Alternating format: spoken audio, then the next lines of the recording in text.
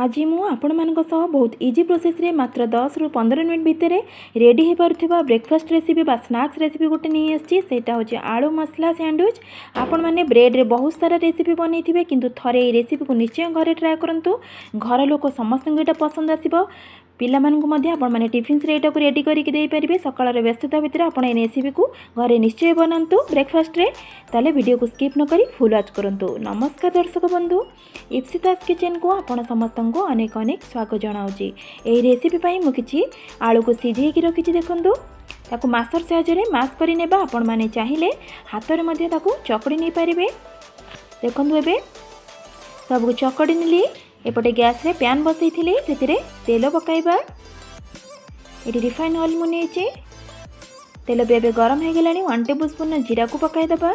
जीरा बेबे फुटी आसलानी। सेतिरे आमे हिंगु को पकाइ दबा। एटी अल्प हिंगु मु नेछि। भला फ्लेवर आसे पई काटी रखिथिबा पियाज को पकाइ दबा। पियाज को टिके छोट छोट करिकि नेबे काटिकी। एटी गोटे मीडियम साइज रो पियाज मु नेछि। ताकू हल्का गोल्डन कलर हैला पर्यंत भाजी नेबा। देखंतु एबे भाजी हे गला। आम सेतिरे छेची रखिथिबा अदा को पकाइ दबा। आपण माने चाहिले अदा को पेस्ट करके मध्ये नै परिबे। अदा को टिके फ्राई करि सारला परे काटी रखिथिबा कंचा लंका को पकाइ दबा। आपण माने चाहिले अदा और कंचा लंका को पेस्ट करके मध्ये नै जिबाई परिबे। एबे फ्राई हे गला। सेतिरे हाफ टेबलस्पून हल्दी पाउडर को पकाइ दबा। ताकू किछि समय पई फ्राई करि नेबा। तापरे आमे सेतिरे जो आलू को चकटी की रखिथिले ताकू पकाइ दबा। ताकू किछि समय पई फ्राई करि नेबा। लो टू मीडियम फ्लेम रे एटा करिवे। सेतिरे 1 टेबलस्पून रेड चिली पाउडर को पकाइ दबा। आपण मानकर रागर क्वांटिटी अनुसार आपण माने लंका गुंड नेबे। स्वाद अनुसार लूण को पकाइ दबा। भलो से ताकू मिक्स करि नेबा। मिक्स कर देली। देखंतु तापरे सेतिरे काटी रखिथिबा धनिया पत्र को पकाइ दबा। ताकू पुनी भलो से टिके मिसाइ नेबा।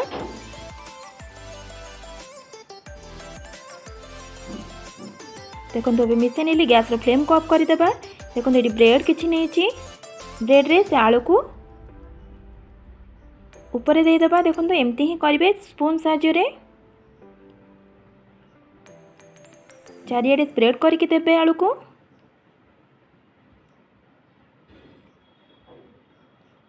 तापरे दे सारा परे आलू रो पेस्ट टिके अधिक को देबे। भलो टेस्ट आसीबो सैंडविच रो।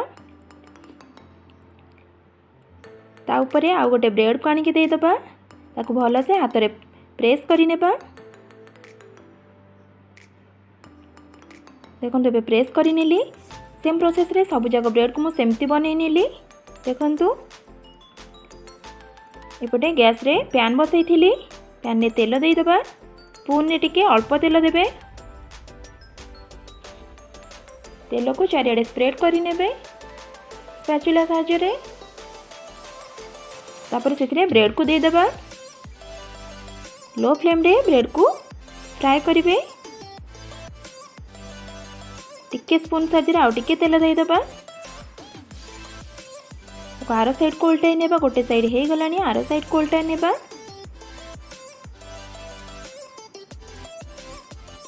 निश्चय रेसिपी को घरे ट्राई करंतु। बहुत इजी हबो बनेबा पई। देखंतु आ टिके तेल दे देली। एबे हे गला। हमें ताको प्लेट को काढी नेबा। सेम प्रोसेस रे आ गोटे को बनै नेबा। तेल टिके दे देबा पैन ने।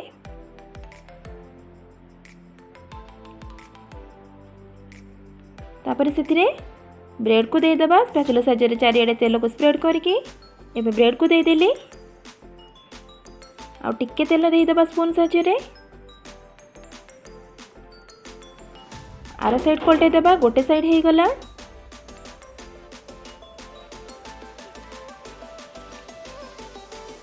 पूरा एबे फ्राई हे गला। हमें ताको प्लेट को काढी नेबा। ताले रेडी हे गला हमरो आलू मसला सैंडविच। केते इजी प्रोसेस रे आपण माने देखि पारिले मु एठी बनैली। घरे निश्चय एटा को ट्राई करंतु। समस्त एटा पसंद आसीबो। आकु आपण माने मैनेज नै कि मध्ये बनै परिबे। ब्रेकफास्ट हो स्नैक्स रे हो आपण माने एटा को बनै कि खाइ परिबे। देखंतु एम्ति काटी नेली। काटी कि भी आपण मान को देखौची केते सुंदर देखा जाउची। जदि वीडियो भल लगी थाए ताले चैनल को लाइक शेयर और सब्सक्राइब करेंगे। सब्सक्राइब कलापर पाखे थिबा बेल आइकन को क्लिक करी ऑल बटन को प्रेस करेंगे। मुझे जेतेबेले भी वीडियो अपलोड करी तार नोटिफिकेशन आपण मानक पाखे पहुंची पारिबो। निश्चित आपण मैंने बनइबे बनई सारा पर आपण मानक मतामत मते कमेंट सेक्शन में जनइबे आपण मानक किपरि लागिला। ताले आज पई रहूची पुणी आसीबे नेक्स्ट वीडियो रे किछि नुवा रेसिपी नै। नमस्कार बाय जय जगन्नाथ।